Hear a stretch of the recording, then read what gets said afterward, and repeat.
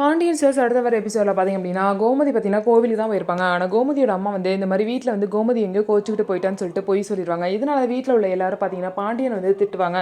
முக்கியமாக அவங்க பையன் செந்திலுக்கு எதிரும் அவங்கள ரொம்பவே மோசமாக திட்டிடுவாங்க. அதுக்கப்புறம் கோமதி வீட்டுக்கு வந்ததுக்கப்புறம் கோவிலுக்கு தான் போயிருக்காங்க அப்படிங்கிற எல்லா விஷயமும் தெரிஞ்சதுக்கப்புறம் பாண்டியன் வந்து கோமதி வந்து திட்டுவார். உன் ட்ராமா வந்து ஆரம்பிச்சிட்டியா அப்படின்னு திட்டுவார். அது மட்டும் இல்லாமல் அவங்க பசங்களை பார்த்து ஏன் உங்களுக்குலாம் ஒன்றுமே நான் செஞ்சதில்லை அப்படி தானே, எவ்வளோ தைரியம் தான் இப்படி ஒரு வார்த்தையை சொல்லுவீங்க, அவங்க 2 பேருக்கு ஆளாளுக்கு 10 லட்சம் கொடுத்தேனே அதெல்லாம் என்னது, நீங்கள் என்ன 2 மாதத்தில் நீங்கள் பேசின பேச்சுக்கு 2 மாதத்தில் அந்த 10 லட்ச ரூபாய் திரும்ப தரீங்க, ஒத்த பைசா கூட இல்லாமல் மிச்சம் இல்லாமல் அப்படின்னு சொல்கிறாங்க.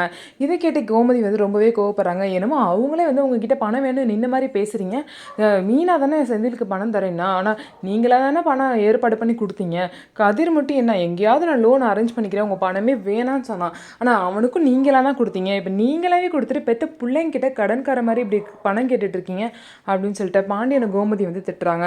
ஸோ இதுக்கப்புறம் என்ன நடக்க போகுது, இந்த பிரச்சனை எப்படி போய் முடிய போகுது, 2 மாதத்தில் பணத்தை திருப்ப கொடுத்துருவாங்களா அப்படின்னு சொல்லிட்டு நான் வெயிட் பண்ணி நம்ம பார்க்கலாம். ஸோ நம்ம வீடியோ உங்களுக்கு பிடிச்சிருந்தா நம்ம வீடியோவை லைக் பண்ணிவிட்டு பாருங்கள்.